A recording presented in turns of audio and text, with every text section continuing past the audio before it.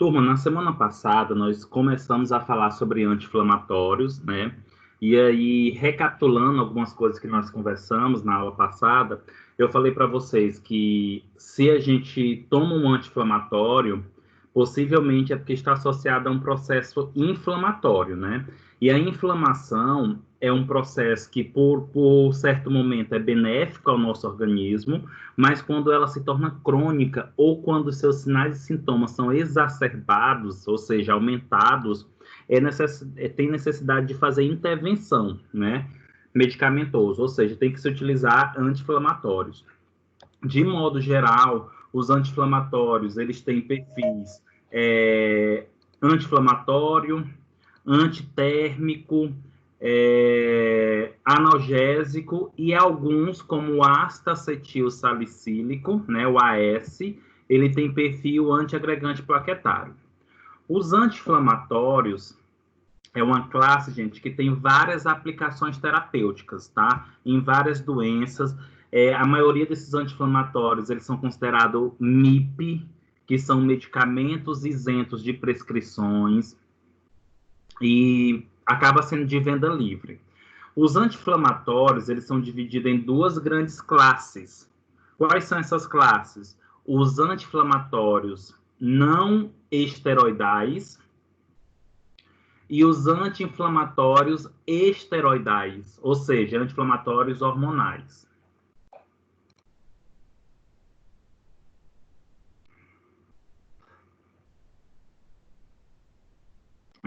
Esses anti-inflamatórios, gente, de modo geral, a classificação dele é muito importante por causa da aplicação terapêutica.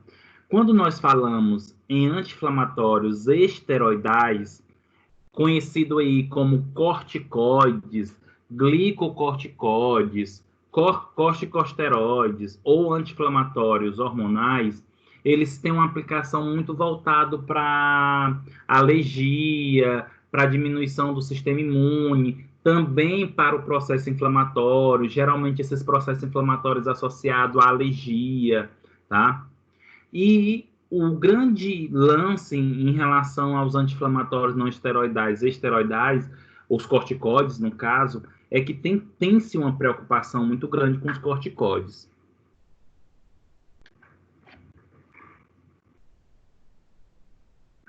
Os corticoides, turma, são medicamentos que ele altera o nosso metabolismo, tá? Os corticoides, ele interfere no nosso metabolismo de lipídio, de carboidrato, proteico, e isso acaba se tornando um pouco preocupante. Por quê? Os corticoides, eles acabam favorecendo efeitos adversos um pouco mais graves, mas isso está associado ao uso contínuo.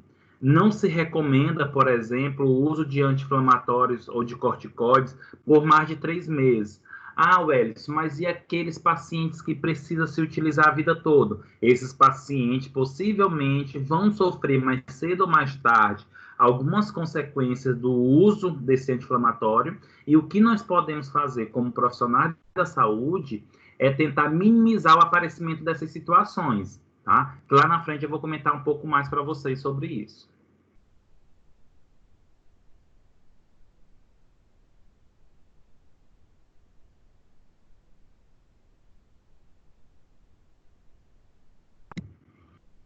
Aí, antes de nós falarmos propriamente dito dos corticoides, eu vou falar um pouco sobre o que são esses corticoides, né? Então, assim, os corticoides, gente, ou corticosteroides, são substâncias endógenas que estão quimicamente classificadas como esteroides. Ou seja, os corticoides, eles têm perfis hormonal, ele tem um perfil hormonal, tá? O nosso corpo, ele produz esses corticoides naturais, tá?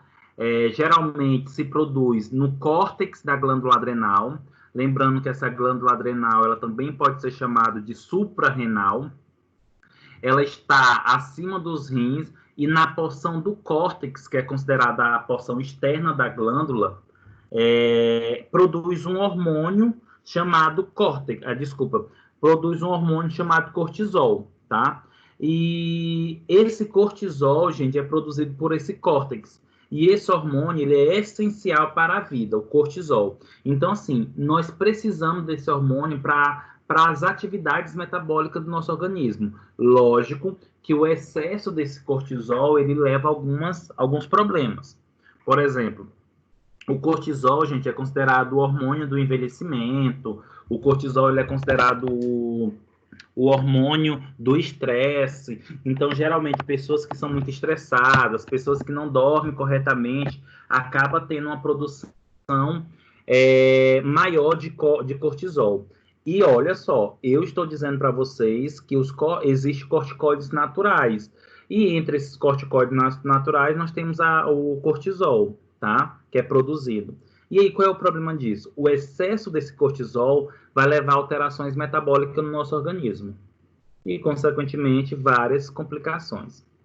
Então, já para vocês compreenderem desse slide, nós produzimos os corticoides, só que é corticoides naturais. Logo, o ser humano identificou a importância desses corticoides naturais e sintetizaram, produziram corticoides sintéticos, como a prednisona, prednisolona, dexametasona, budesonida, triancinolona, fluticasona, todos esses fármacos aqui são corticoides, sendo que os mais conhecidos dexametasona e prednisona.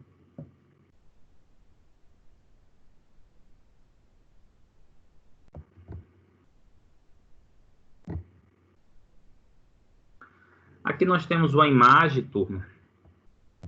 Aqui nós temos uma imagem só para ilustrar para vocês aonde é que fica essa região do córtex, né? Nós temos aí os rins, logo acima do sistema dos rins nós temos a glândula suprarrenal ou glândula adrenal, né? E observa que se nós puxarmos essa glândula, ela tem uma região interna que é chamada de medula, e ela tem uma região externa, que é o córtex. Qual a importância aí para a gente? Seria a região externa, a região cortical ou a região do córtex. Porque é nessa região que se produz alguns hormônios, e entre esses hormônios, os corticoides naturais, tá? E dentro, gente, o corticoide natural que é produzido pela suprarrenal, pelo córtex, nós temos o cortisol, tá? O cortisol, ele também é chamado aí de hidrocortisona, tá? Como eu comentei anteriormente para vocês, o cortisol, ele é essencial para a vida. Quando eu falo que é essencial para a vida, é porque nós precisamos desse hormônio na quantidade necessária, adequada, para exercer as suas funções metabólicas no nosso organismo, tá? E também outros fatores, né? O cortisol é um hormônio associado à nossa, como posso dizer, ao acordar. Geralmente, quando nós começamos a acordar 6, 7 horas da manhã, o nosso corpo ele começa a produzir o cortisol para nos deixar ligado, para nos deixar acordado, para nos deixar ativo. Por isso que tem um grande problema em pessoas que trabalham à noite. Porque o que acontece, turma? O cortisol ele é produzido em maior quantidade durante o dia, e quando vai chegando já no final da tarde, esse cortisol ele vai diminuindo. Quando ele vai diminuindo, significa que nós estamos entrando no nosso estado basal, que nós precisamos descansar, que nosso corpo precisa desse descanso. Só que quem trabalha à noite, ou quem tira plantão, trabalha 24 horas, 48 horas, o que é que acontece? O cortisol ele é produzido pelo dia, e à noite, que não deveria ter cortisol, também é produzido. Então, é como se o organismo tivesse uma bomba de cortisol. E o excesso desse cortisol vai levar a vários problemas metabólicos, cardíacos, imunológicos.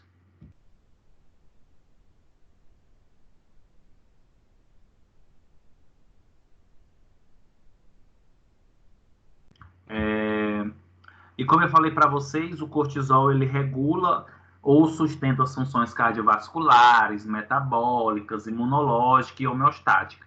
E a alteração nesse cortisol vai levar a várias complicações, tá? E aí, é muito importante, eu estou falando aqui para vocês uma aula basicamente de fisiologia, tá? De sistema renal. Mas é importante vocês já entenderem uma coisa. Se eu estou dizendo, ou se eu disse anteriormente, que os corticóides sintéticos, os medicamentos que são corticóides, eles são semelhantes ao cortisol, significa o quê? Que quando eu tomo prednisona, prednisolona, quando eu tomo esses fármacos, logo esses fármacos vão agir como se fosse um cortisol. E aí tem um pequeno problema associado a isso. Qual seria? O excesso. O uso de corticóide acaba se tornando um excesso para o nosso organismo, semelhante ao cortisol. E aí leva a vários problemas metabólicos.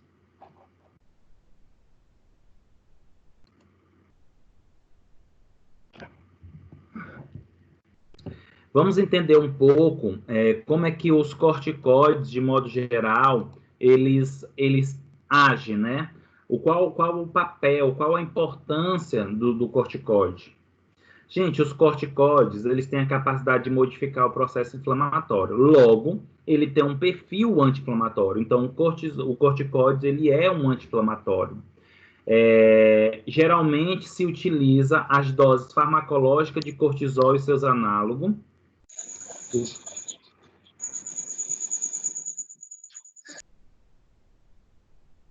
O que seria isso? Essas doses farmacológicas de cortisol e seus análogos? Eu me refiro que quando se vai administrar o medicamento, o corticóide, ele tem que ser uma dose que é um limiar, que é uma dose que o corpo ele tolera, para que a quantidade maior ou excessiva não leve a problemas no nosso organismo. Contudo, o excesso desse corticoide, ele acaba levando a alterações no organismo, como glaucoma, acúmulo de gordura na região abdominal, hipertensão, osteoporose. Tudo isso que eu falei para vocês agora, gente, está muito relacionado a pessoas que utilizam corticóide por longo tempo. E aí, quando nós falamos em usar corticóide por longo tempo, existe também uma diferença. Por exemplo, tem um que nós chamamos aí de corticóide tópico, corticóide inalatório, corticóide sistêmico. Então, um exemplo, a pessoa tem rinite ou sinusite, rinite, por exemplo. E aí utiliza muito, não sei se vocês já ouviram falar, daquele Noex. O Noex, ele, que é o nome comercial, ele tem como princípio ativo o budesonida, tá? E aí o que é que acontece? É tópico. A ação, o efeito desse corticóide é tópico. Logo, eu não vou comparar uma pessoa que utiliza um corticóide tópico que utiliza, por exemplo, um corticóide por via oral. Logo, essa pessoa que utiliza por via oral ou por outra via mais sistêmica, como inalatória, por exemplo, ela poderá ter uma maior probabilidade desses efeitos adversos, porque a dose é mais acumulativa, o efeito acaba se tornando mais sistêmico.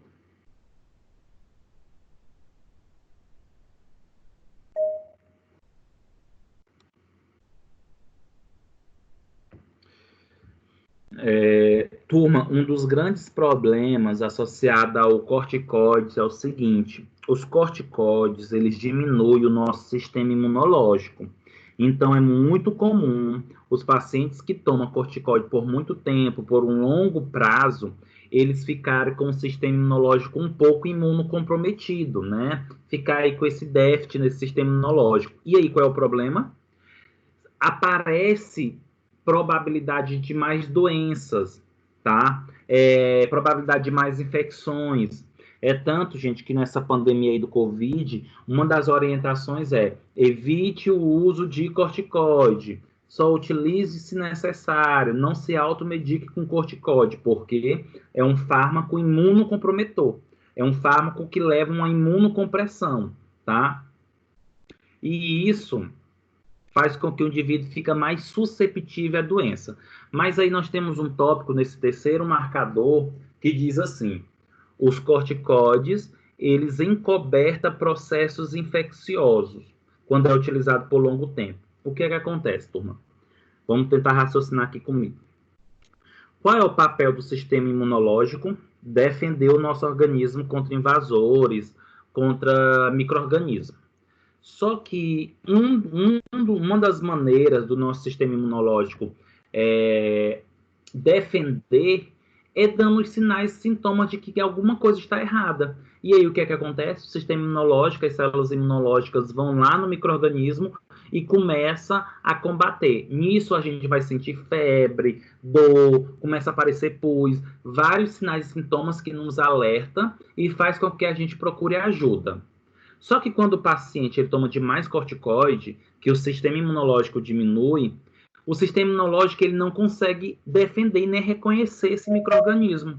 Se ele não consegue reconhecer esse micro-organismo, o que é que vai acontecer? O micro-organismo ele permanece por mais tempo no nosso organismo. E aí ele se multiplica, se coloniza, infecta os tecidos, e isso leva a uma gravidade maior, tá?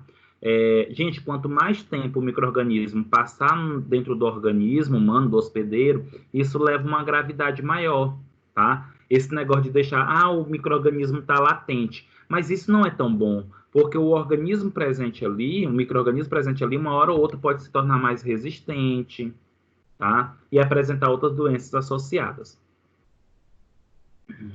Vou dar um exemplo para vocês de um caso que aconteceu comigo quando eu trabalhava em farmácia, tá? Uma vez chegou uma paciente e uma mulher e ela estava com candidíase, né? E aí ela foi diagnosticada com candidíase e tudo. E aí ela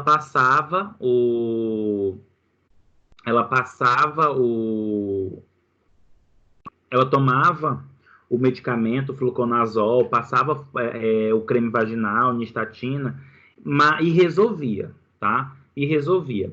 Contudo, o parceiro dela, né, o companheiro dela, ele também apresentava candidíase. Só que aí o que acontece? Quando se dava o medicamento para ele, teoricamente dava o medicamento para ele, o medicamento não tinha tanto efeito. Apesar de diminuir a candidíase na região peniana, o paciente, ele por ter uma doença crônica, por ter, se eu não me falha a memória, era uma artrite reumatoide que ele tinha. E aí ele precisava tomar demais corticóide. E aí, como ele tomava corticóide demais, o sistema imunológico dele diminuía. Quando ele mantinha relação sexual com a companheira dele, mesmo ela não tendo candidíase, a doença, mas ela tinha cândida na região vaginal, porque é um micro-organismo da flora vaginal, tá? E aí acabava transmitindo para ele. Como o sistema imunológico dele não estava bom, essa cândida acabava manifestando o tempo todo na região peniana. E aí, como crescia a cândida, multiplicava a cândida na região vaginal, quando ele ia depois manter relação sexual com a companheira, passava a cândida em um perfil mais resistente, num perfil mais forte, e ela apresentava candidíase. Então era um processo muito complicado, porque não tinha como ter uma resolução, porque o sistema imunológico dele, que é esse fator importante, estava muito debilitado pelo uso do corticoide por longo tempo. Nesse caso, turma, uma solução realmente seria a segunda barreira de proteção, o uso de camisinha, tá?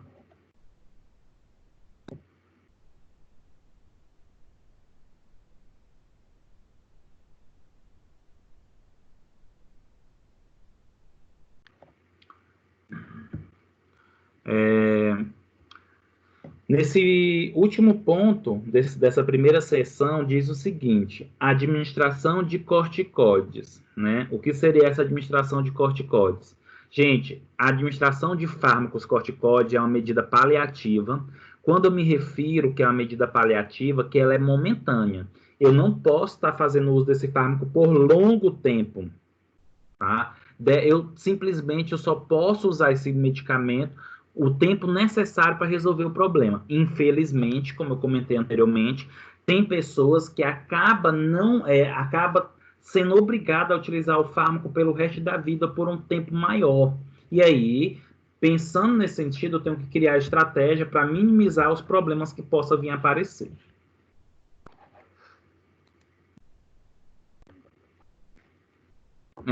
Outra coisa, não adianta se utilizar o corticoide se a causa subjacente da doença permanece. O que seria isso? É mais ou menos assim. Não adianta, gente, por exemplo, usar um corticóide se o problema que está levando ao processo inflamatório permanece. Exemplo, a pessoa tem rinite, aí utiliza muito corticóide. Só que o motivo da rinite é porque o ar-condicionado está sujo. Então, não adianta tomar o corticóide, sendo que o que está causando a rinite é o ar-condicionado sujo. Eu preciso resolver o problema que leva à doença e não os sinais e sintomas, tá? Então, não adianta eu estar usando corticóide sempre, sendo que o que está levando a esse problema não é o processo inflamatório, não é outra situação, mas sim, por exemplo, o ar-condicionado sujo.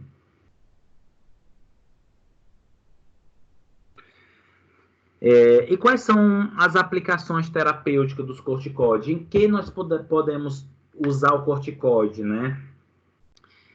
Sem dúvida, uma das principais aplicações dos corticoides é reações alérgicas a fármaco ou qualquer outro processo alérgico, tá? Que é utilizado. Pode ser utilizado quando a pessoa tem reações alérgicas ao soro ou transfusões, né? Sanguínea, transfusões de órgão, transplante, tá? Sem dúvida, o corticoide também é muito utilizado para quem tem asma brônquica. É tanto, gente, que quando nós falamos em asma brônquica, um dos pilares do tratamento farmacológico é o corticoide. O corticoide, ele salva vida quando fala de paciente asmático, porque ele vai diminuir a hiperresponsividade brônquica. Então, vai diminuir o processo inflamatório nos brônquios, vai diminuir a hiperventilação, vai diminuir a fadiga. E os corticoides, entre outras aplicações, pode ser utilizado para rinite alérgica. Aí vem uma situação, né? É muito comum as pessoas confundirem quando nós falamos rinite e sinusite, né? Rinite é uma coisa, sinusite é outra. E não é adequado, gente, entre aspas, tomar corticóide quando a pessoa tem sinusite somente. Porque o que leva a sinusite geralmente é uma infecção dos seios paranasais, tá? Na face. Então, assim, não adianta tomar um Noex, passar um Noex, né, que é a budesonida, em um paciente que está com sinusite, sendo que o que está levando essa sinusite é a infecção. Você vai continuar utilizando o corticoide sem resolver. Por isso que diz aqui nesse slide, e não adianta utilizar o corticoide enquanto a doença subjacente permanecer. Se eu sei que a pessoa tem sinusite, eu vou dar um medicamento, um antibiótico para diminuir esse processo aí, sem necessidade de utilizar o corticoide.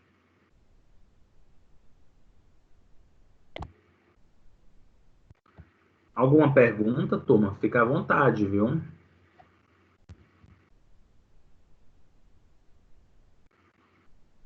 Até agora não, professor.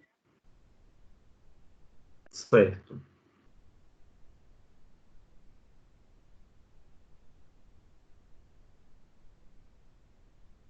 Professor, Oi. eu tenho uma filhinha de 10 anos Sim. e ela vive com o nariz assim, como se o tempo todo estivesse coçando, como se fosse realmente uma sinusite. Sim.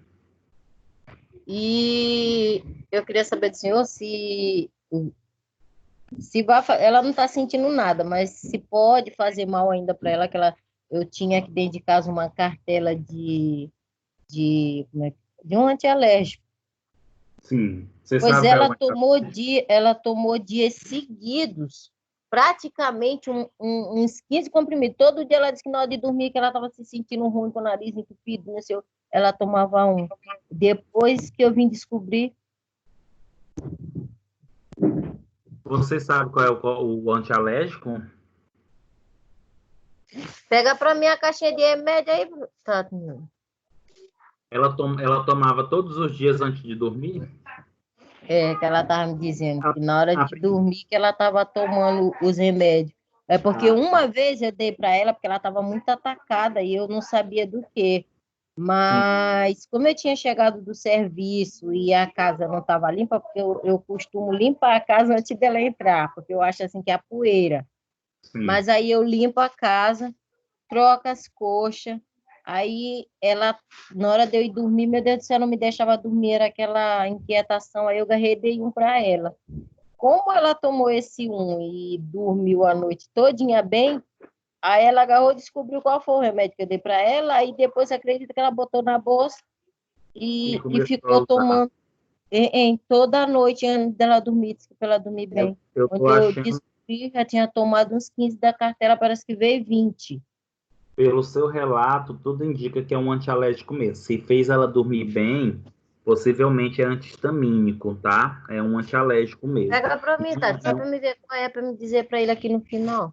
Agora, Talmira, a primeira coisa que tem que entender é o que que ela tem. Será que ela tem sinusite ou tem rinite? Pelo que você está me falando, eu acredito que ela tem rinite e não sinusite, tá? A No caso rinite. da renite, Oi? no caso da renite, a gente faz o quê? No caso da rinite, primeira coisa eu tenho que saber os motivos que me levam a ter rinite. É o ar-condicionado, é a poeira, é a coxa de cama, é animal que tem dentro de casa.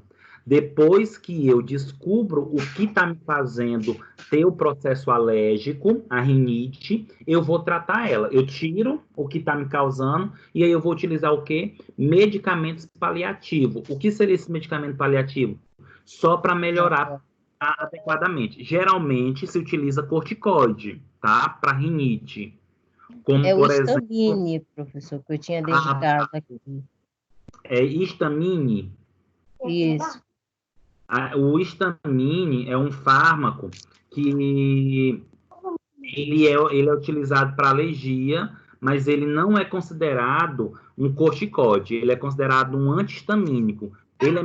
O princípio ativo dele é a dexclofenamina. Eu acho que é bastante. Uhum.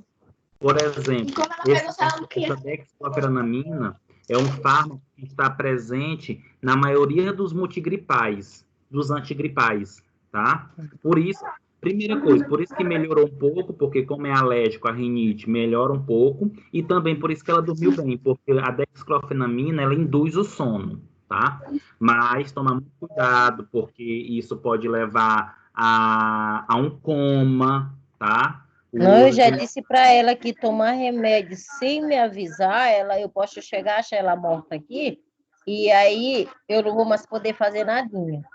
Já deu um susto nela que remédio nenhum se toma sem prescrição médica, tá? isso. E ainda E tem sem a minha orientação. uma outra situação, Talmira. Se utilizar esse medicamento, ela vai teoricamente se adaptar a dormir só tomando ele, porque ele induz o sono. Então, ela possivelmente pode ter insônia, tá? Ah, tá certo, então. Quando descobri, falei, ela não tomou mais nenhum. Uhum, ok, Ela estava tomando escondido. Meu Deus do céu. entendi. Tá bom, obrigada. Nada.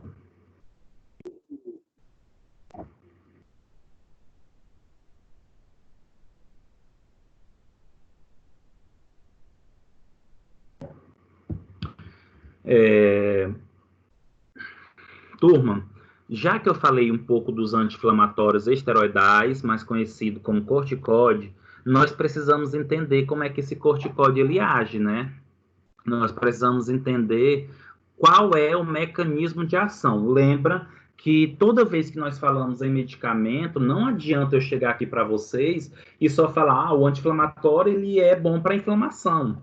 O anti-inflamatório ele é um analgésico. Nós precisamos compreender farmacologicamente como é que ele age. E um dos mecanismos de como ele age, gente, os corticoides, é na cascata do ácido araquidônico. Só recapitulando, tá? Quando a gente fala cascata do ácido araquidônico, a cascata do ácido araquidônico é aquela cascata que visa produzir as prostaglandinas, que é aquela substância inflamatória, tá? Mas para acontecer essa cascata do ácido araquidônico, Os fosfolipídios, acompanhando na imagem, tá? Na tela. Os fosfolipídios, gente, eles precisam se transformar em ácido araquidônico, né? Eles precisam se converter em ácido araquidônico. Observe uma coisa. Existe uma substância chamada lipocortina, e essa lipocortina, ela bloqueia, ela que produz a fosfolipase em si. Vocês estão observando? Lipocortina, fosfolipase. O que é que acontece?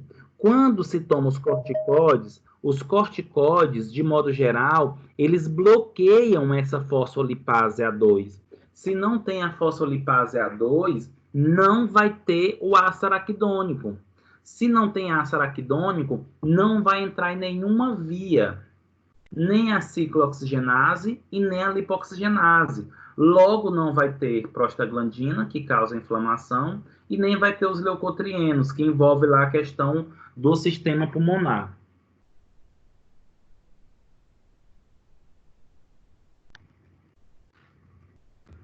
Turma, só um momento.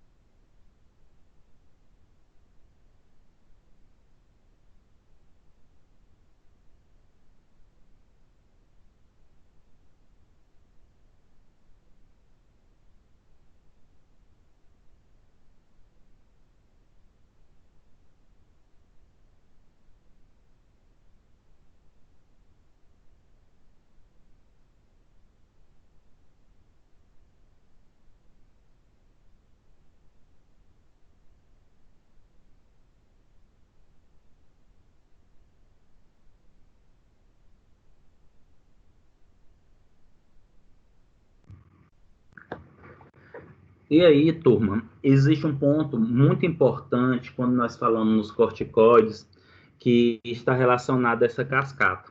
Por que que os corticoides, eles são anti-inflamatórios tão potentes? Por que que os corticoides são anti-inflamatórios tão bons? Porque, assim, o corticoide, ele já bloqueia o início da cascata, como vocês podem observar. Não tem na fosfolipase A2, não vai ser convertido em ácido araquidônico, certo? E aí bloqueia logo as vias tudo, tanto a ciclooxigenase como a lipoxigenase. Por isso que os corticoides, eles também têm uma aplicação muito boa para quem é asmático. Por quê? Porque lembra que o leucotrieno ele acaba favorecendo a broncoconstrição. Se bloqueia a fosfolipase A2, bloqueia o ácido araquidônico. Se não tem ácido araquidônico, não vai nem para a lipoxigenase e nem vai nem para a ciclooxigenase. Por isso que ele é tão potente.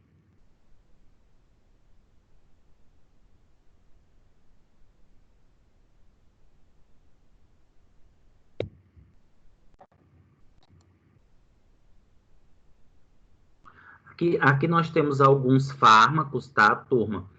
Que são corticoides. Acredito que vários aqui vocês já ouviram falar, tá? Já usaram também.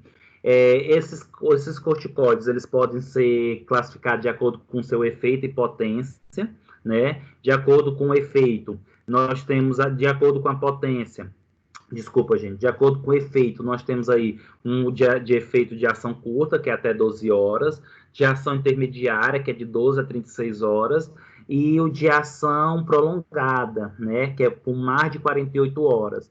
E aí é importante a gente compreender isso, porque assim, quando você utiliza um corticoide que ele tem um efeito prolongado, geralmente isso é bom porque você não precisa estar tomando uma dosagem tão corriqueira, tão rápida, e isso não vem acumular esse fármaco no organismo, tá?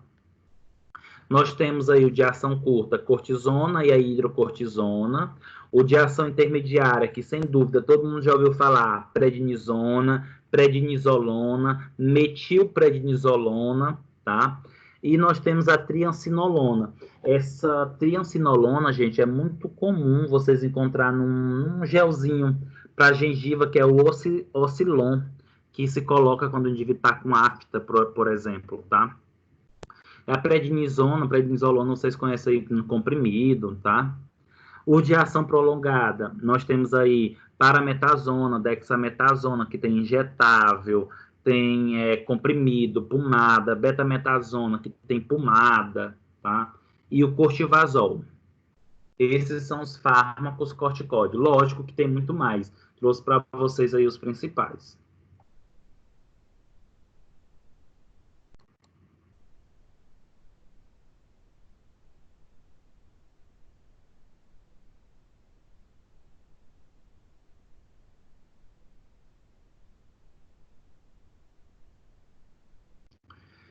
Como todo medicamento, né, turma, os fármacos corticoides, eles vão apresentar efeitos adversos.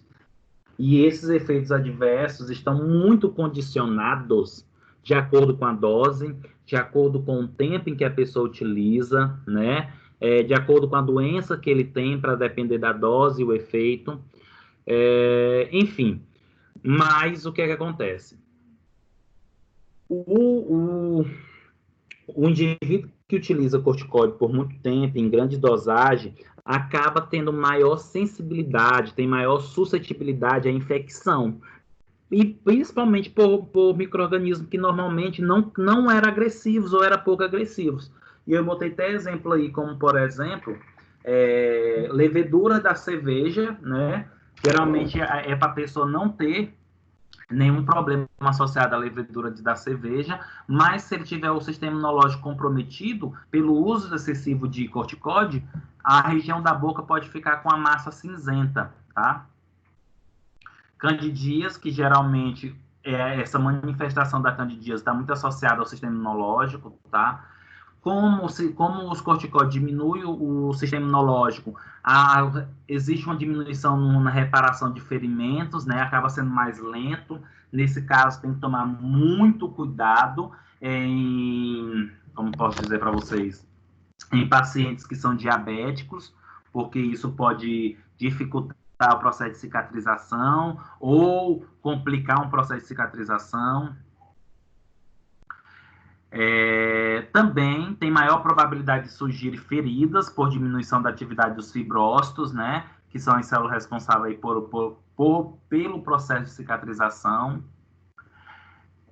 Existe quem utiliza demais corticoide, pode ter osteoporose, porque leva à inibição da função dos osteoblastos, que são células que ajudam aí a captar o cálcio e levar para o tecido ósseo. Pode ter, como é um medicamento hormonal, pode ter hipercoagulabilidade do sangue, então é uma probabilidade muito grande de formar trombos, ter trombose, e aí acabo me preocupando um pouco mais com as mulheres, porque as mulheres já utilizam muito dela, utilizam já anticoncepcional, e os anticoncepcionais têm uma facilidade de fazer com que o indivíduo, a mulher, fique com sangue mais viscoso, tem a formação de trombo, e tomando corticóide aumenta mais ainda a probabilidade de trombose. E os corticóides nas mulheres levam a desordens menstruais, tá? Por ser hormonal.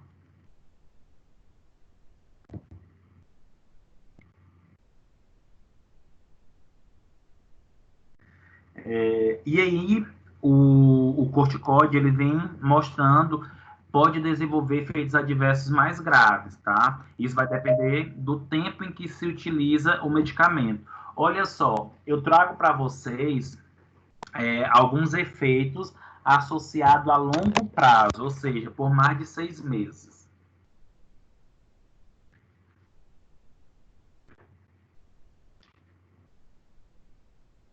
Nós temos aí supressão da capacidade de produzir seu próprio cortisol. E aí, turma, é uma preocupação, por quê? Lembra que eu comentei para vocês que o nosso organismo ele produz o cortisol pela suprarrenal. Só que o corticóide que a pessoa está tomando sinteticamente, né, exógeno, o que é que acontece? Ele se assemelha ao cortisol. Então, o corpo entende que não precisa produzir o cortisol porque já tem uma substância que é semelhante a esse cortisol. E aí a suprarrenal ela vai atrofiando, ela vai deixando de produzir o cortisol. Quando a pessoa deixa de tomar um medicamento, o corticóide, ele pode ter uma diminuição desse cortisol e ter um problema metabólico, um problema homeostático. É tanto que o uso prolongado de cortisol, principalmente por mais de 6 meses, quando a pessoa tiver que deixar de tomar o corticóide, ela tem que fazer o que nós conhecemos aí por desmame, né? Diminuir gradativamente o uso desse cortisol. A pessoa que utiliza por mais de 6 meses pode desenvolver osteoporose, pode ter perda da massa muscular e fraqueza, catarata no olho, consequentemente, se tem catarata no olho, vai aumentar a pressão intraocular, se aumenta a pressão intraocular, leva ao glaucoma e, sem dúvida, um dos efeitos mais conhecidos pelo uso excessivo de corticóide é a obesidade, porque aumenta a redistribuição de gordura na região abdominal.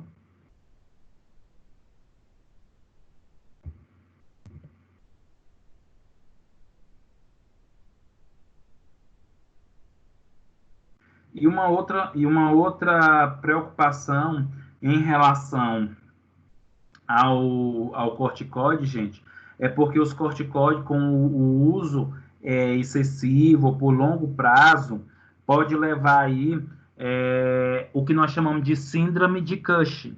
Como vocês podem observar nessa síndrome, existe aí alguns problemas associados.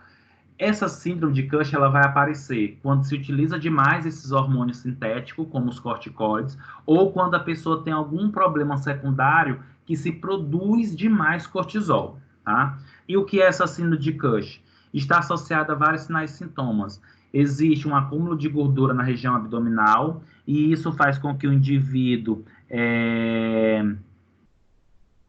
Isso faz com que os indivíduos tenha maior probabilidade de ter problemas cardíacos, porque quanto mais aumenta a gordura abdominal, maior problemas cardíacos pode apresentar. Observa, gente, que a pessoa que tem síndrome de Cushing, ela tem essas estrias avermelhadas, nós chamamos de estria sangrenta, porque sangra, coça, é irritativa, tá? O indivíduo, ele fica com a cara de lua cheia, tá? Fica mais hiperrosado, tem mais hiperemia, né? Essa vermelhidão, fica mais ruborizado. E, por vezes, não tem regressão, tá? Pode minimizar, mas, por exemplo, essas estrias não somem. Por enquanto, talvez mais lá na frente tenha algum tratamento estético que isso diminua.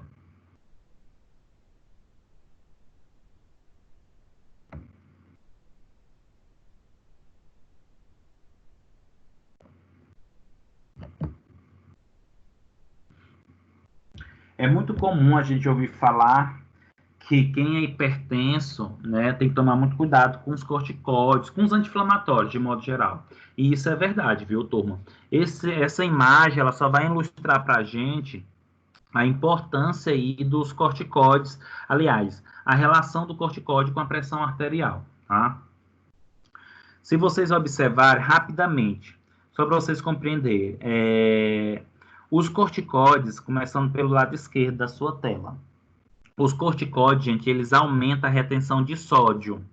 Se aumenta a retenção de sódio, isso faz com que o sódio seja reabsorvido para a corrente sanguínea, e isso aumenta o volume de sangue. Se aumenta o volume de sangue, há um aumento do débito cardíaco. Se há um aumento do débito cardíaco, também há uma resistência periférica aumentada, e isso leva a pressão arterial aumentada.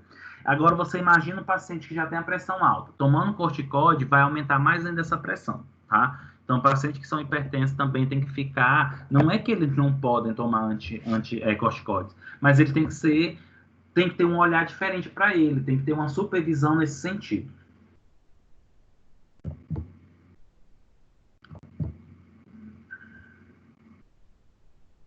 E para a gente finalizar, turma, nossa aula de anti-inflamatório, aqui tem todas as indicações clínicas dos corticoides, tá? O corticóide ele é utilizado em terapia de reposição hormonal. Gente, não sei se alguém já presenciou isso, já viveu isso, mas o que é que acontece? Só um momento. O que é que acontece? Algumas mulheres, quando estão gestantes, quando vão fazer o pré-natal, fazer alguns exames, que o médico percebe que não tem um desenvolvimento do pulmão, do feto, né, do bebê, ele começa a dar corticóide para a mãe, né? Por quê? Porque o corticóide ele vai atravessar, teoricamente, a placenta, e isso vai levar o paciente, o feto, a desenvolver o pulmão. Porque o pulmão, ele acaba sendo desenvolvido na presença do cortisol. Só que como a mulher não está produzindo cortisol, ou a criança não está tendo a produção do cortisol, esse pulmão acaba tendo uma dificuldade no seu desenvolvimento. Aí se dá o corticóide para a gestante para desenvolver o pulmão da criança, tá? Ainda dentro do útero. É utilizado o corticóide, gente, em terapias de imunossupressão, como assim? Quando precisa que o paciente diminua seu sistema imunológico, quando ele é transplantado, quando ele vai fazer um transplante, se utiliza aí o corticóide, tá? Quando se utiliza o corticóide em terapias antialérgicas, quando o paciente tem algum processo alérgico, e utiliza o corticóide como anti-inflamatório. Em traumas articulares, rinite alérgica, asma, esclerose múltipla, fibrose cística, doença de inflamatório intestinal, anemia hemolítica, edema cerebral, choque séptico, controle da êmese e outros, tá?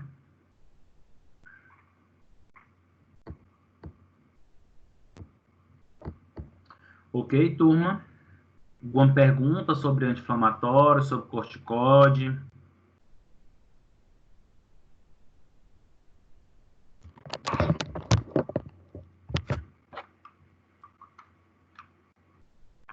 Eu vou agora passar para o outro conteúdo, tá? Então, só um momento enquanto eu organizo aqui os slides.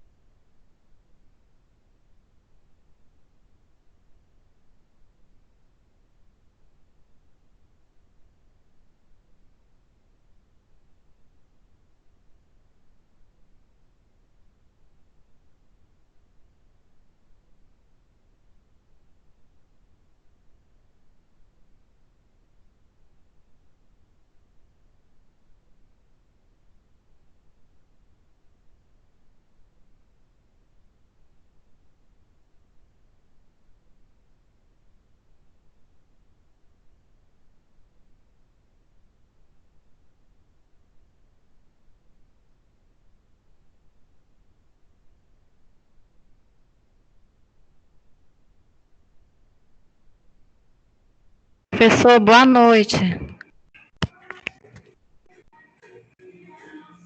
Oi, Keila, boa noite. Professor, o que viria a ser essa terapia de imunossupressão?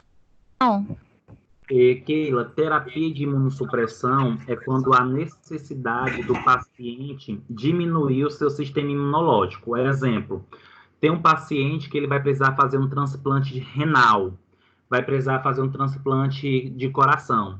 Só que esses órgãos, eles são órgãos que, apesar de ter uma compatibilidade com o paciente, é um órgão que pode sofrer rejeição. E aí, aquele órgão pode acabar levando a um problema maior no organismo. Aí se dá o corticóide para diminuir o sistema imunológico, para o corpo não reconhecer aquele órgão como algo estranho, certo? Outro exemplo de terapia de imunossupressão. Imagine só você tomar um medicamento, né? E esse medicamento causou um processo alérgico generalizado, um choque anafilático. Também se dá o corticóide, que entra aí como terapia de imunossupressão e terapia antialérgica, porque diminui o sistema imunológico para que você não tenha agravamento do processo e também diminui o processo alérgico. Ok?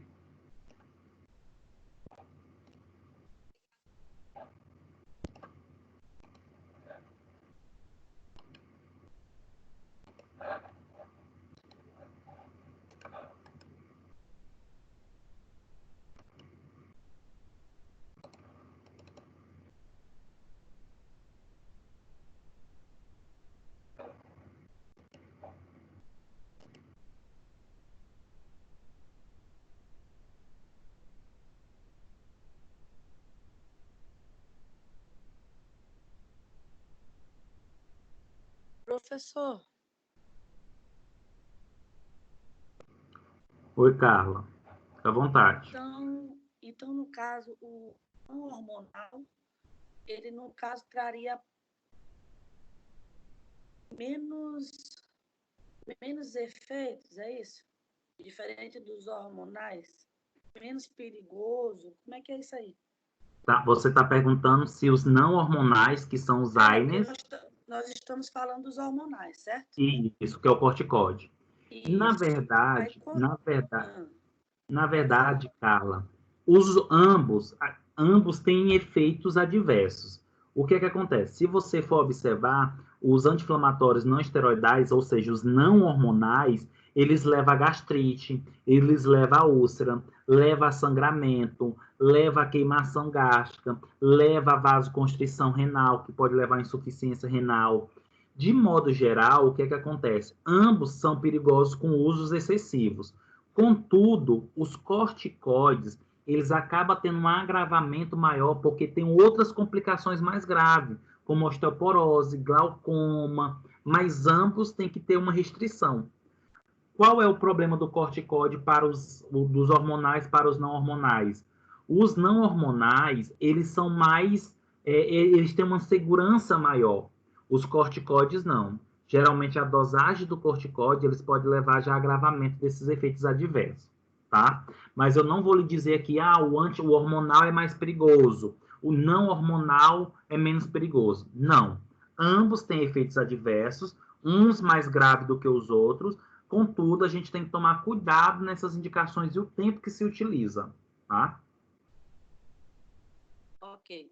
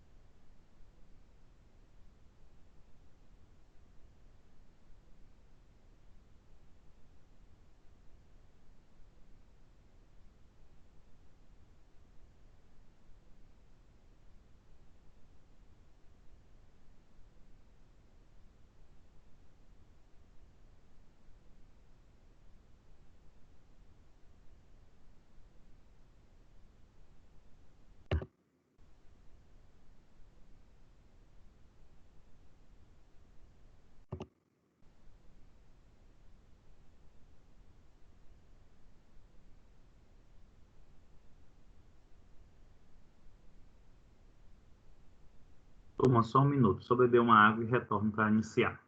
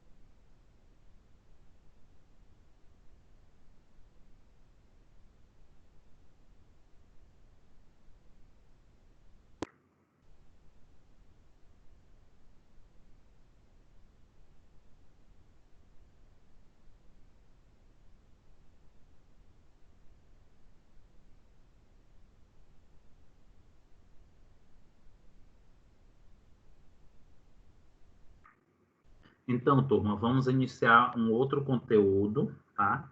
Um outro assunto. Nós vamos falar agora sobre insulinas e fármacos hipoglicemiantes orais. Em outras palavras, nós vamos estudar agora os fármacos antidiabéticos, né? São fármacos usados aí para o tratamento do diabético, tá? E aí existe uma diferença, por que eu coloco aqui insulinas e fármacos hipoglicemiantes orais, né? Porque, gente, até hoje nunca se criaram insulina por via oral. Então tem essa diferença, tá? Entre insulina e fármacos hipoglicemiantes orais. Quando eu falo fármacos hipoglicemiantes, inclui a insulina, mas quando eu falo fármacos hipoglicemiantes orais, já não inclui a insulina, porque a insulina não é por via oral, mas sim pelo tecido subcutâneo ou, em casos extremos, pela via intravenosa. E é nessa aula que a gente vai falar um pouco sobre o glifage, glibeclamida, glimepirida, metformina, victosa, né, que é a liraglutida e outros. E vamos falar sobre diabetes.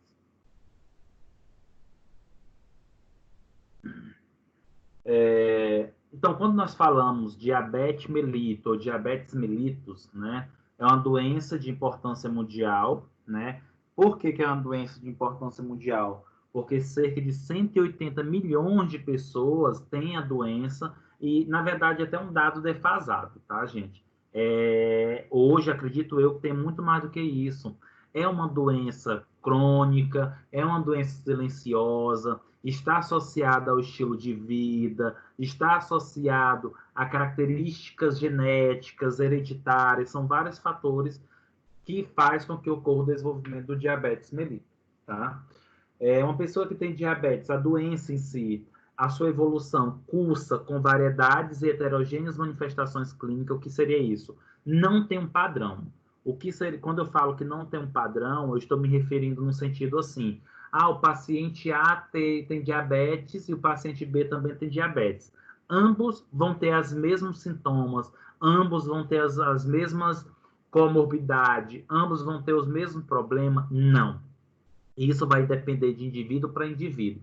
Então, tem pessoas que vão ter rinopatia, outros vão ter pé diabético, outros vão ter dificuldade de cicatrização, outros vão ter problema renal, mas não existe assim uma característica própria para dizer que todos que vão ter essa doença, vão ter esses sinais e sintomas, ou esses problemas. Um dos pontos também muito importante quando eu falo em diabetes, eu gosto muito de bater nessa tecla de dizer que o diabetes é uma alteração no metabolismo dos carboidratos, né, que são os glicídios, dos lipídios e das proteínas. Por que eu falo isso? É muito comum, por exemplo, eu perguntar para alguém o que é o diabetes, ou da onde vem o diabetes, ou o que você vai fazer, ou o que a pessoa tem que fazer quando tem diabetes. Aí as pessoas logo falam assim, cortar o açúcar, diminuir o carboidrato, diminuir a massa. Gente, isso é verdade. Por um lado, é verdade. Mas nós temos que tomar muito cuidado no processo associado ao metabolismo. O que é isso? Não necessariamente uma pessoa que tem diabetes, ela vai ter diabetes só por alteração de carboidratos. Ela vai ter alteração também de proteínas e de lipídios. Não sei se vocês lembram lá da bioquímica, mas quando a gente fala na macromolécula mais importante, nós estamos falando, por exemplo, das proteínas. Porque as proteínas elas conseguem ser convertidas em lipídio e carboidrato. E os lipídios conseguem ser convertidos em carboidrato. Então, quando a pessoa restringe o consumo de carboidrato, mas faz o consumo excessivo de lipídios e proteína, esses lipídios e proteína vão originar carboidrato. E esse carboidrato vai dar origem à glicose em si, tá?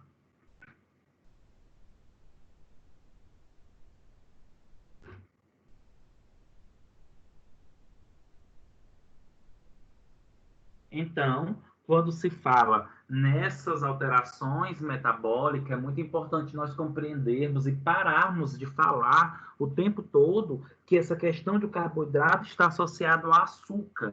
E não é somente isso. A gente tem que ter uma percepção nutricional, nós temos que ter uma percepção mais ampla, que não adianta eu restringir, diminuir o carboidrato e ter um excesso de lipídio e proteína, porque eles vão acabar dando origem a carboidrato. E aí vai ter açúcar no sangue também. Logo, o diabetes, gente, é uma síndrome caracterizada por elevação da glicemia, causada por deficiência absoluta ou relativa de insulina. Então, nós já vamos começar a falar de um hormônio proteico, né? Nós já vamos falar de um hormônio, na verdade, falar de dois hormônios, a insulina e o glucagon, tá?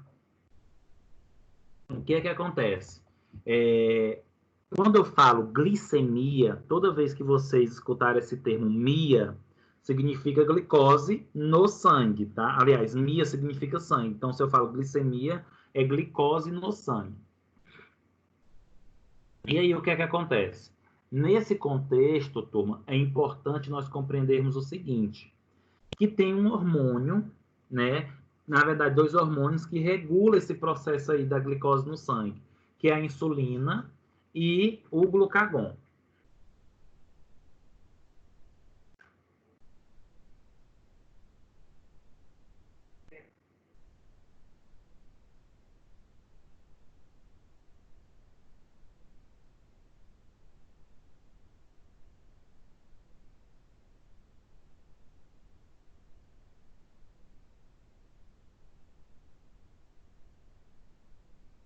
A insulina, turma, de modo geral, ela é um hormônio que ajuda a pegar a glicose que está no sangue e colocar ela dentro da célula, né? Então, assim, quando nós temos açúcar, quando nós temos glicose no sangue, vem a insulina pega esse açúcar que está dentro do sangue e coloca dentro da célula. Eu estou fazendo um resumo para vocês desse processo, tá? Mas existem outras situações envolvidas. Mas é só para vocês compreenderem. Qual a importância da insulina? Pegar o açúcar do sangue e colocar dentro da célula. Se o paciente ele tem uma deficiência absoluta ou tem uma deficiência na insulina relativamente, essa insulina não consegue pegar a glicose que está no sangue e colocar dentro da célula. Então, começa a se acumular esse açúcar na corrente sanguínea. E aí o paciente tem quadros hiperglicêmicos, ou seja, aumento da glicose. E aí tem algumas complicações, tá? E já lá na frente eu vou explicar para vocês o papel do glucagon, tá? Para ficar um pouco mais claro.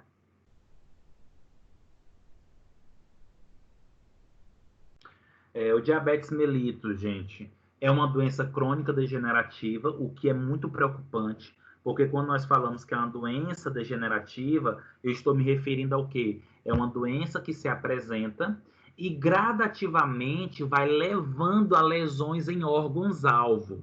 Então, o paciente ele vai sofrendo com o tempo essas lesões e isso vai refletir futuramente, né? O grande problema da doença de diabetes também, gente, é porque os sinais e sintomas são brandos inicialmente, depois que se agrava. Então, as complicações mais comuns, né, ou seja, a doença mais comuns endócrina associada ao diabetes são complicações nos olhos, que é retinopatia, nos rins, que pode levar a insuficiência renal, nos nervos e vasos sanguíneos. São os principais locais que mais leva a problema do sistema da doença diabetes. O indivíduo, nesse sentido, ele pode ter infarto agudo do miocárdio, ele pode ter acidente vascular cerebral, insuficiência renal, insuficiência cardíaca, pode levar às amputações de pés e perna, tá? E é isso daí pode levar a complicações, acredito eu, principalmente vocês que é da área da enfermagem, já deve ter conhecido, visto, já ter trabalhado com pessoas, né, com pacientes que se tornaram, acabaram perdendo o pé ou a perna por causa disso.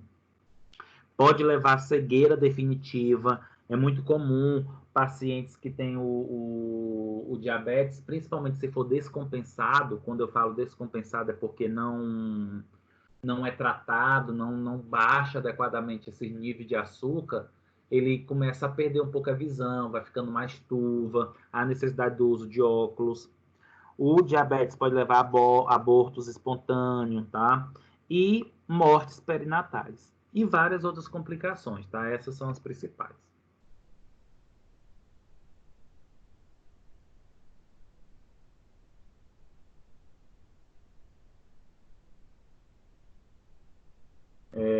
Para a gente entender um pouco mais sobre diabetes, é importante nós compreendermos essa questão hormonal. Gente, o diabetes está associado totalmente, né? Está associado totalmente a um processo hormonal, uma alteração hormonal.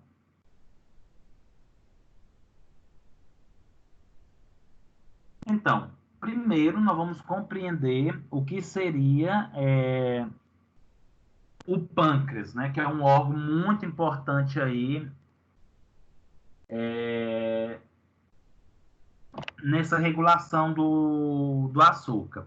Primeiro, o que é o pâncreas? O pâncreas é uma glândula endócrina que produz os hormônios peptídeo, né, como, por exemplo, insulina, glucagon e somatostatina, já que eu vou falar delas aí. E é também considerado uma glândula exócrina quando produz, secreta substâncias ou enzimas digestivas. Só para vocês compreenderem. Então, significa que o pâncreas é tanto endócrino como exócrino? Sim, é. Como é que funciona isso? Por que o pâncreas é uma glândula endócrina? Porque ele secreta substância na corrente sanguínea. Insulina, glucagon e somatostatina. E também é uma glândula exócrina porque secreta substâncias no túbulo digestório, tá? Como, por exemplo, enzimas digestivas. Por isso que é responsável aí, por isso que é considerada uma glândula endócrina e exócrina.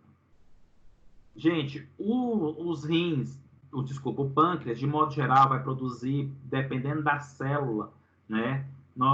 Dependendo da célula, alguns hormônios. A célula beta do pâncreas produz a insulina. As células alfa produzem glucagon e as células gama ou células delta do pâncreas produz a somatostatina, tá? E qual a importância dessas três substâncias, desses três hormônios? porque eles participam da regulação das atividades metabólicas. Então, são importantes no organismo por isso, tá? Só para vocês compreenderem, qual a importância da insulina? A insulina, ela tem como importância pegar a glicose da corrente sanguínea e colocar dentro da célula. Qual a importância do glucagon? Ou o que é o glucagon? Gente, o glucagon, ele é um hormônio produzido pelas células alfa, que ele é ativado, ou seja, ele é produzido quando o nosso corpo percebe que tem pouca glicose no sangue. Quando o nosso corpo percebe que tem pouca glicose, o glucagon começa a ser produzido. E qual a função do glucagon?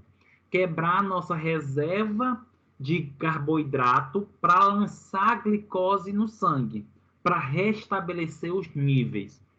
Bem, um exemplo, quando nós passamos muito tempo em jejum, quando nós ficamos em jejum, tá? Quando nós estamos em jejum, dá uma diminuída na quantidade de glicose no sangue, o corpo percebe a necessidade de repor essa glicose. Como nós não estamos nos alimentando, o que é que o corpo faz? Ele ativa o glucagon, e esse glucagon vai lá no glicogênio hepático, que fica no fígado, e quebra o glicogênio, liberando glicose na corrente sanguínea, restabelecendo o nível de glicose. E as células gama ou delta produzem a somatostatina, que é um hormônio, gente, que serve para regular a retroalimentação negativa, está associado ao aumento da acidez promovida pela gastrina, então está totalmente associado a questões mais estomacais.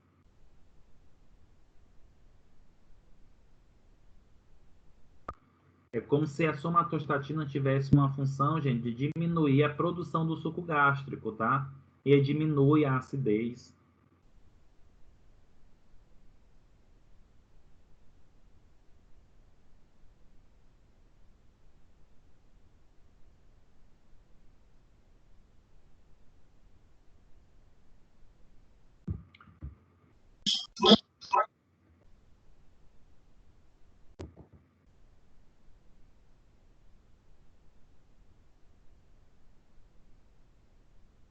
Como é que ocorre a regulação da glicemia no nosso organismo? Então, vamos entender como é que ocorre essa regulação. Quando nós estamos com baixa quantidade de glicose, quando nós estamos com alta quantidade de glicose, como é que funciona isso?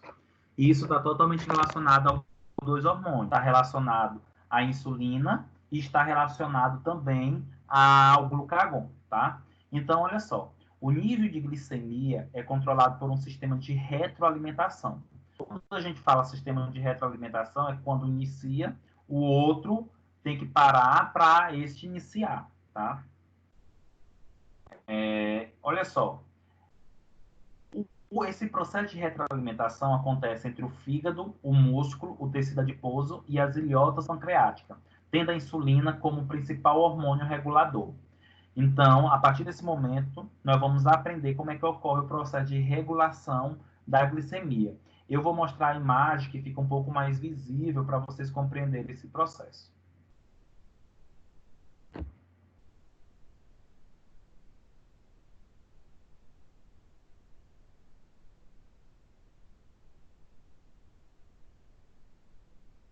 Olha só, turma. Vamos imaginar no momento em que nós estamos nos alimentando, né? O que é que acontece? Inicia pela essa seta preta, tá? Do lado esquerdo. Então, o que é que acontece?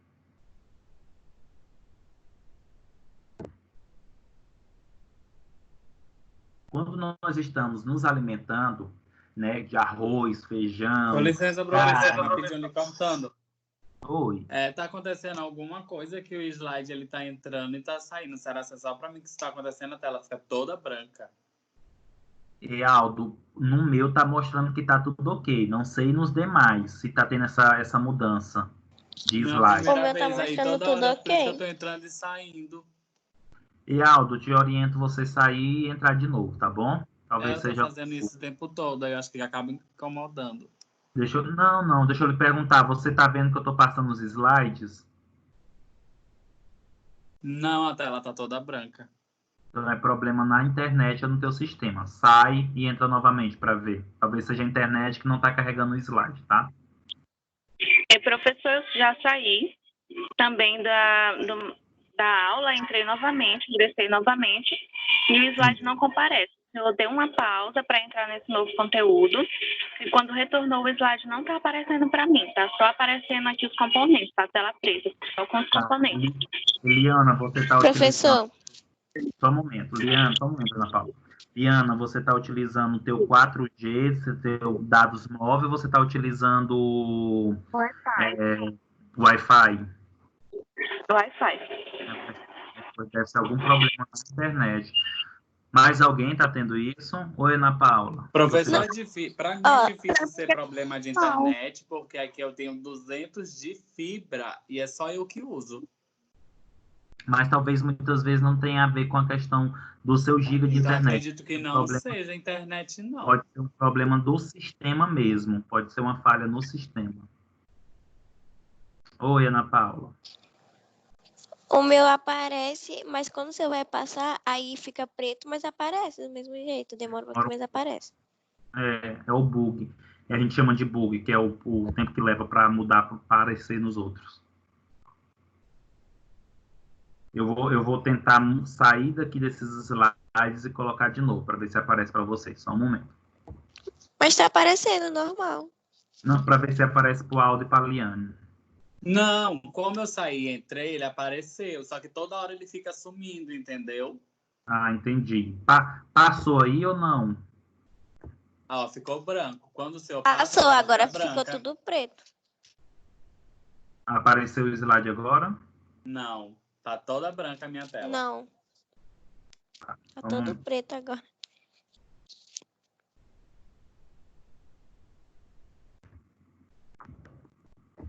Desculpa atrapalhar a sua aula, mas é porque tá acontecendo praticamente toda hora. E toda hora tem que entrar e sair, entrar e sair, entrar e sair. Entendi, tudo bem. Vou colocar novamente os slides para ver se muda agora.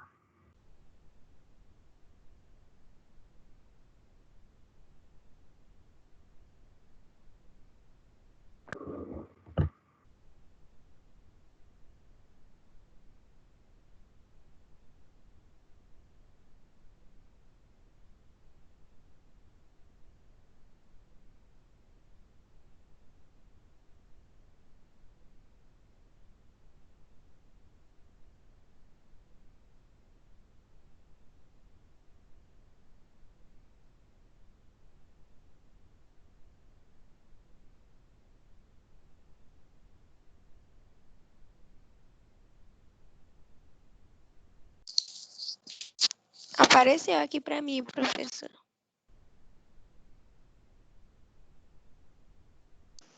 Pra mim também apareceu, tá acho que é a capa, no início, folha 1 do seu slide. Isso, agora eu vou lá para a imagem para ver se aparece tudo direitinho. Tá ok.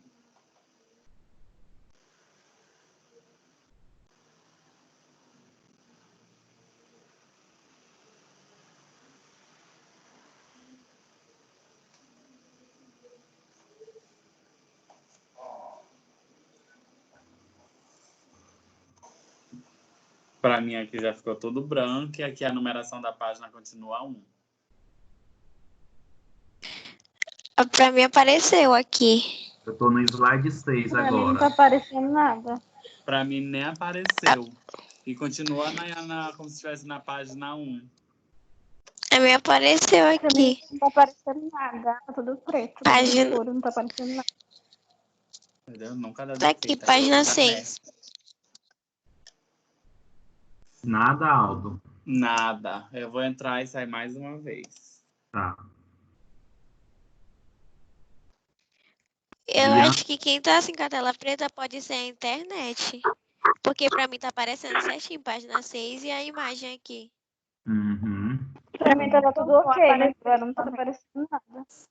A internet minha, acredito que não seja, porque eu tô assistindo a aula pelo iPad e tô usando a internet também aqui no computador na outra faculdade. Então, acredito que não seja a internet, porque aqui não tá travando. Agora tá normal, no slide 6. Mas aí tu tem que sair, né? Isso, aí eu tenho que ficar saindo e entrando toda vez que cai.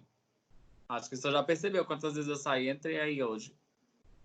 Já sim. Talvez seja o Teams Tá, mesmo. vamos continuar, que aí quando for 9 horas eu vou encerrar a aula, que talvez seja algum problema. Eu sei que hoje muitos professores relataram problema no Teams, né? Pode ser também aqui no sistema mesmo do Teams, né? Que está Deve ser tendo alguma instabilidade, esse então. bug. É uma instabilidade. Eu vou finalizar só nessa imagem, que aí todo mundo já está enxergando, observando ela, e aí na próxima semana a gente dá continuidade. Não se preocupa não. Mas essa imagem, gente, ela é importantíssima, porque só a partir daí a gente vai conseguir compreender qual a relação da insulina e do glucagon, certo? Então, observando do lado esquerdo, nós temos uma seta. Do lado esquerdo, nós temos uma seta preta, né? Se vocês observarem, essa seta, ela está mostrando o seguinte, que nós acabamos, ou a pessoa acabou de ingerir alimentos. E esses alimentos, eles são ricos em macromoléculas, carboidrato, proteína, lipídios. E, de modo geral, essas macromoléculas, elas vão dar origem à glicose, certo? Essas macromoléculas vão dar origem à glicose. O que é que acontece? Toda vez que nós nos alimentamos e tem uma alta taxa de glicose no sangue, né? Porque esse carboidrato ele foi degradado, ele foi digerido, e aí chega no intestino delgado, ele vai ser absorvido. Então, essa glicose vai para a corrente sanguínea. Quando o corpo ele percebe que tem altas taxas de glicose no sangue, o que é que vai acontecer? Estimula as células beta do pâncreas a produzir insulina. Então, as células beta começam a produzir insulina. Essa insulina ela vai ser secretada na corrente sanguínea, tá? Do pâncreas vai para a corrente sanguínea. E as células alfas, elas são inibidas. Lembra que esse processo de regulação da glicemia é um processo de retroalimentação. Então, estimula um, inibe o outro, e vice-versa. Então, o aumento da taxa de glicose na corrente sanguínea estimula as células betas. As células betas produzem insulina. O que é que acontece? Pronto, tem insulina no sangue. Essa insulina que está na corrente sanguínea, ela vai pegar a glicose e colocar dentro das células. Gente, quando eu falo que pega a glicose e coloca dentro das células, é que essa glicose ela vai lá para a mitocôndria e vai lá produzir o ATP lá no ciclo de Krebs, né? Lá vai produzir a energia. Só que o seguinte, muitas vezes nós temos uma grande quantidade de glicose no sangue e não necessariamente a insulina, não necessariamente as células precisam de toda essa glicose. Então, se não precisa de toda essa glicose, a insulina não vai colocar a glicose dentro da célula. E o que é que acontece? Um restante da glicose, a gente vai eliminar grande parte do excesso de glicose que está na corrente sanguínea, que não vai precisar ser usada no tecido, essa glicose ela vai ser inserida, gente, ela vai ser armazenada na forma de glicogênio. Professor, mas o que é glicogênio? Glicogênio é o nome dado para a forma de reserva de glicose no fígado e no músculo. Glicogênio hepático, fígado. Glicogênio muscular, tecido muscular. O que é esse glicogênio? São várias moléculazinhas de glicose juntas. E aí fica armazenado no fígado, em stand-by, para quando nós precisarmos. Pronto. Então, expliquei para vocês como funciona quando nós temos um excesso de glicose na corrente sanguínea. E vamos ver agora ao contrário.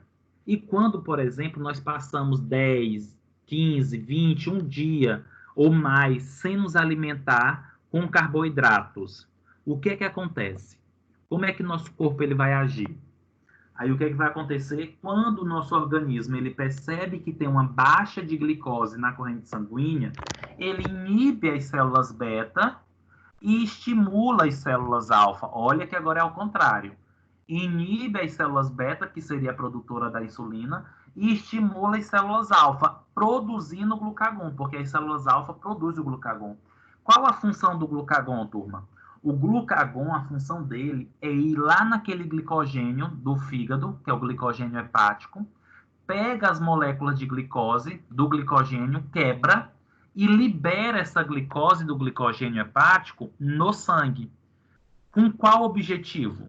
Com o objetivo de restaurar, de restabelecer o nível de glicose na corrente sanguínea. Pronto. O glucagon pegou o glicogênio, quebrou as glicoses e colocou no sangue. Agora que tem glicose na corrente sanguínea, o que é que vai acontecer? Inicia todo o processo. Inibe as células alfa, estimula as células beta, produz insulina. A insulina pega a glicose e coloca dentro da célula. E assim por diante. Esse é o processo de regulação da glicemia no organismo. E é importante nós compreender nesse sentido, porque assim, muitas vezes essa regulação ela não vai acontecer adequadamente quando o paciente é diabético, tá? Olha só para vocês compreenderem um pouco. Muitas vezes o organismo, quando o paciente é diabético, ele tem e as células betas quase não produzem mais insulina. Se não produz insulina, a glicose ela fica em excesso no sangue e, consequentemente, ela não entra para a corrente sanguínea, não entra para as células para dar energia. Como ela não entra para as células para dar energia, o nosso corpo ele percebe. Só que o nosso corpo acha que o problema é a falta de glicose, mas não é. Glicose tem, não tem insulina para colocar dentro das células. E aí o que é que o corpo faz, achando que é por falta de glicose? Ele ativa, ele estimula as células alfa a produzir glucagon. O glucagon quebra a reserva hepática de glicogênio, de glicose no caso, e leva a glicose para o sangue. Só que isso é ruim, porque já tem muita glicose. E com a estimulação do glucagon vai ter mais ainda glicose. Então, essa regulação, quando o paciente é diabético, ele é falha.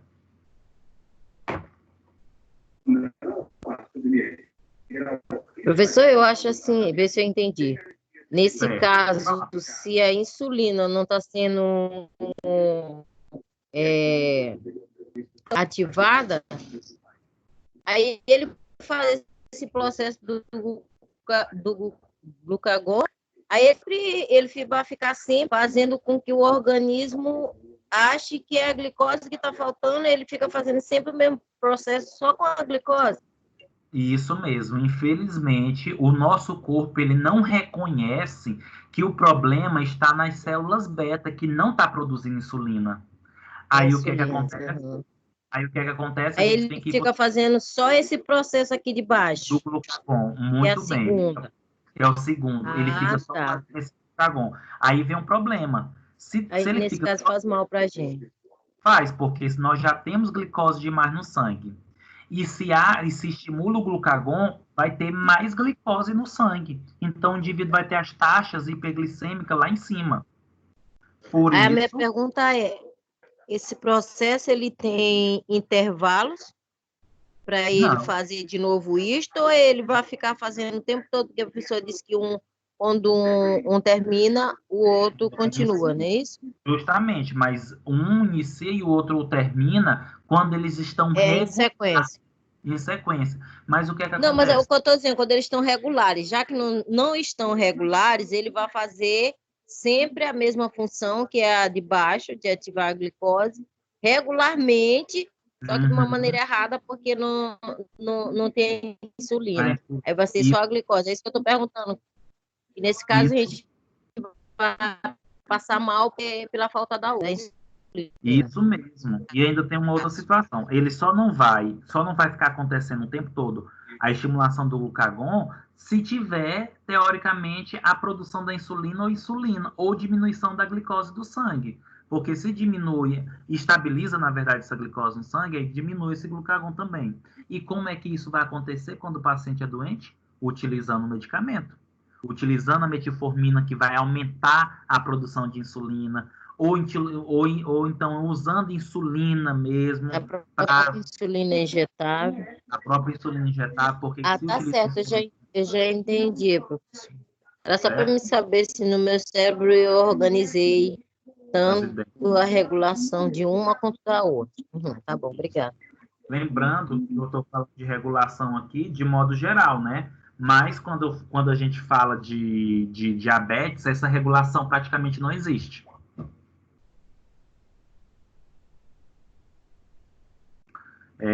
Só para a gente finalizar, turma, já que está dando 9 horas, só para vocês observarem que o diabetes, de acordo com a American Diabetes Association, ADA, ela é classificada em 4 tipos, tá?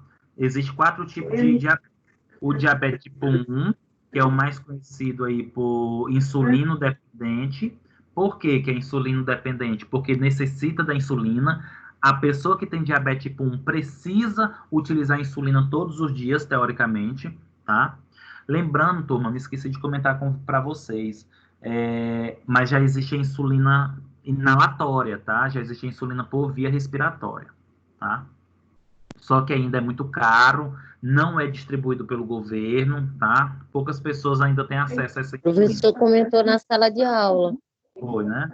O senhor comentou na sala de aula, que era caro e é só para quem tinha dinheiro. Isso mesmo. Mas isso é muito bom, né? Porque acredito que daqui a alguns anos ela passa a ser usada pelo governo, porque, gente, esse negócio da pessoa que é insulino dependente, né? Que tem o diabetes tipo 1, todos os dias tem que administrar a insulina via subcutânea, é doloroso, tá? É cheio de complicações. Tem o diabetes tipo 2, que é o não dependente. Tem paciente Oi, que tem que aplicar de manhã e de noite. Sim, tem paciente que utiliza 2 vezes, 3 vezes ao dia, Não, dependendo. eu falei, tem paciente que faz a insulina de manhã e de noite. Sim, sim. Dependendo do grau que o paciente tem de hiperglicemia, tem que se utilizar uma dosagem cada vez maior, tá?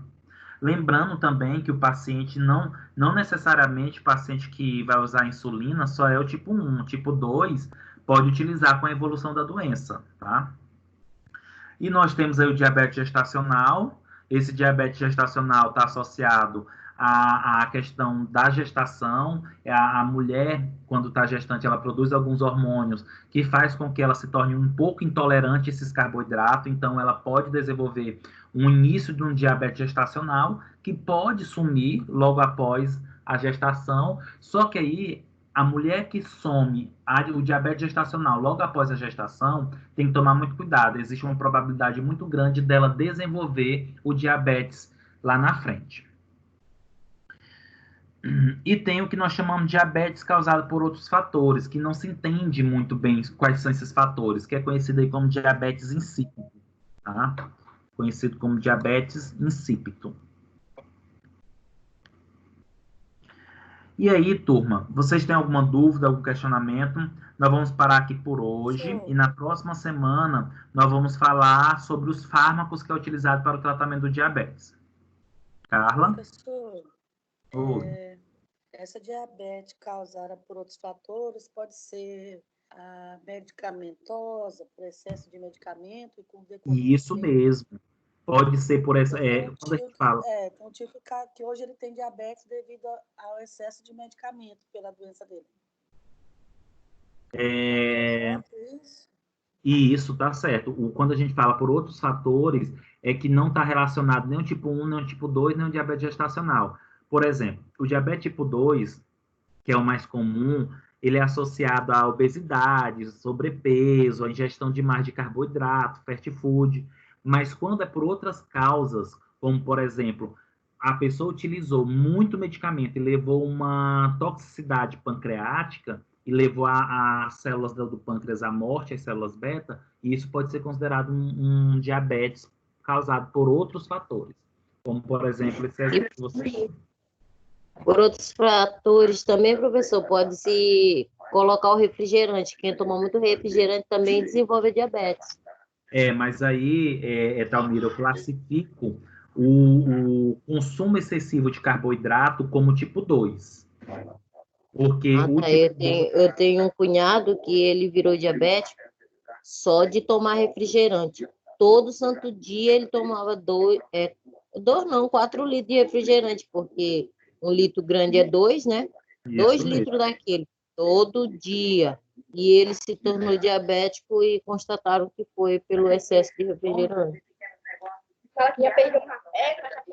E com isso já perdeu quase as 2 pernas, quase teve infarto. Hoje ele usa aquela bomba que eles põem, que eu não sei se é bomba mesmo que te dá o nome.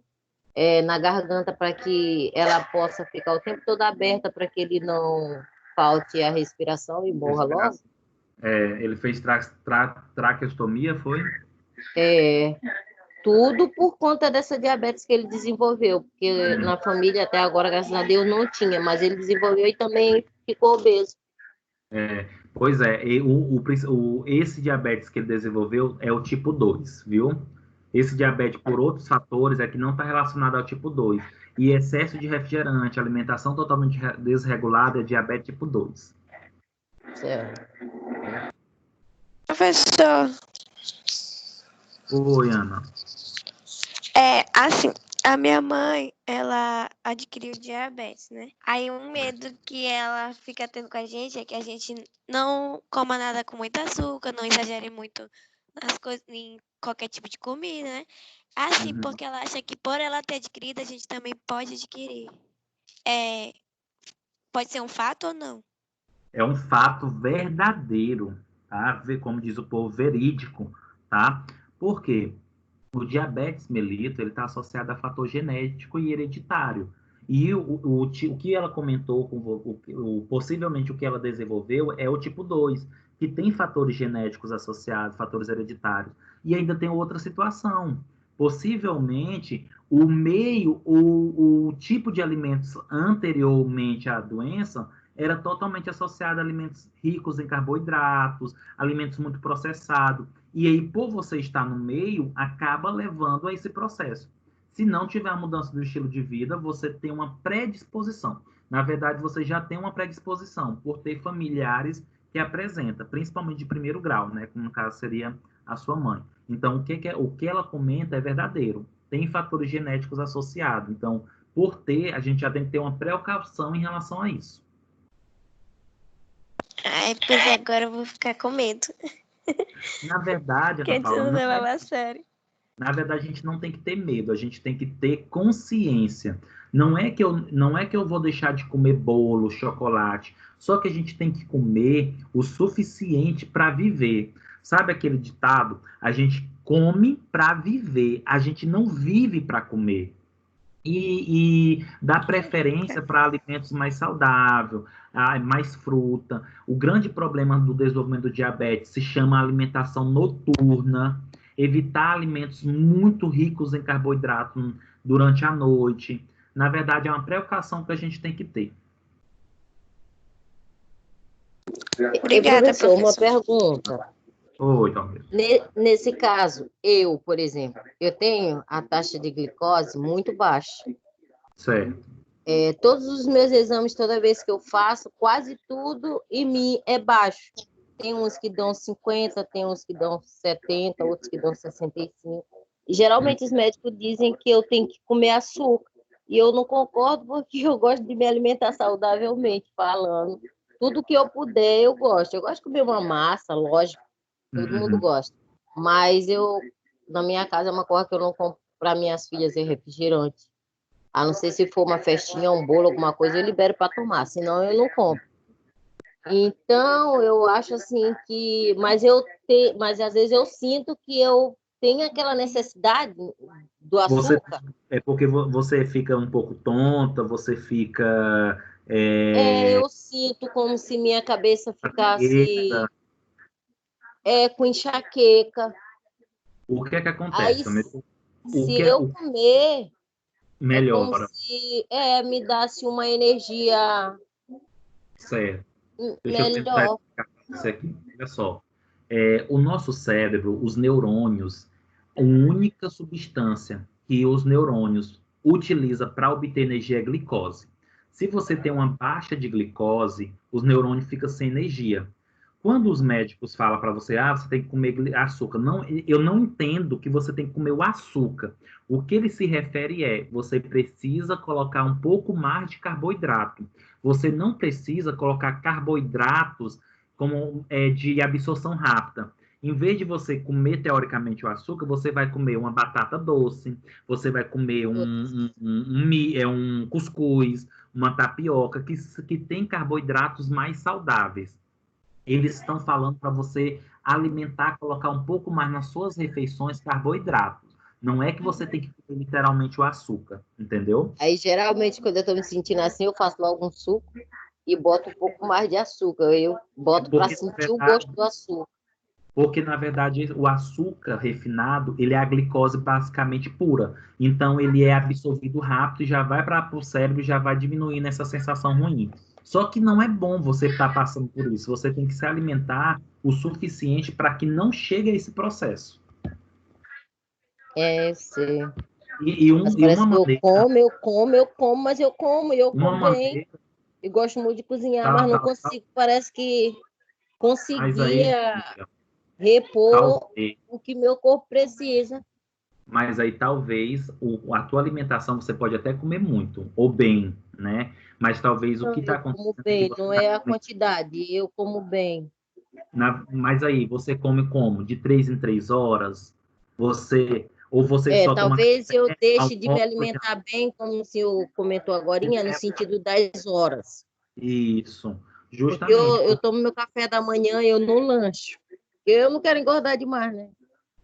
Aí eu não lancho. Aí eu Mas deixo só para eu almoçar. Mas geralmente no meu almoço eu como batata doce, eu gosto de batata inglesa, eu gosto de cenoura, eu gosto de couve, eu gosto de brócolis. Agora eu comi um brócolis, comi cenoura, aí com carne, um yakisoba que eu fiz aqui para mim.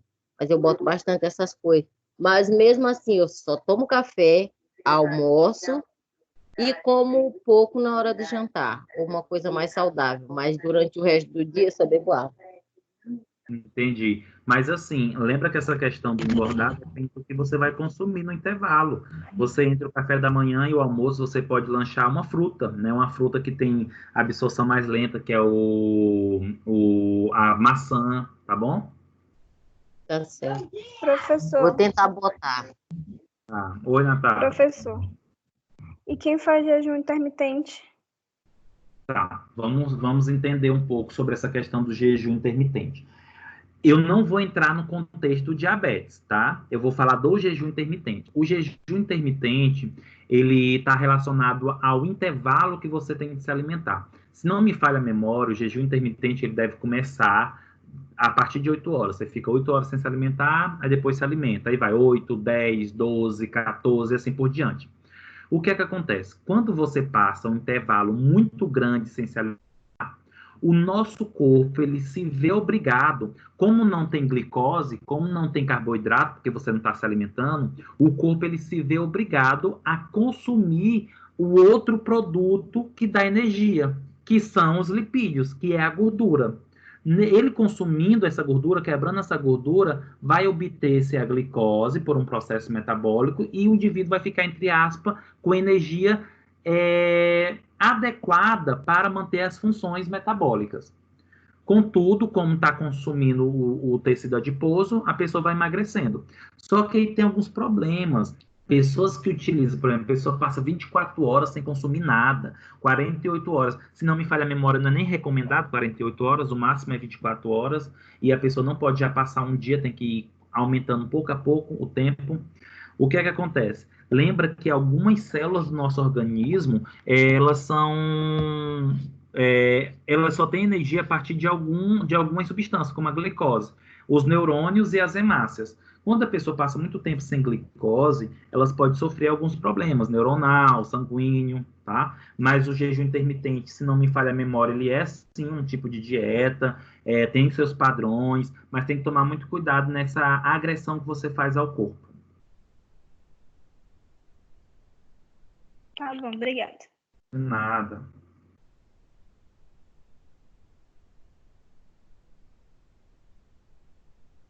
Ok, turma? Tranquilo? Ok. Gente, pois até a próxima semana. Bom descanso para vocês. Qualquer dúvida, fico à disposição. Boa Tá noite, bom, então, boa turma. noite, Boa noite, professor. Boa noite. Boa noite.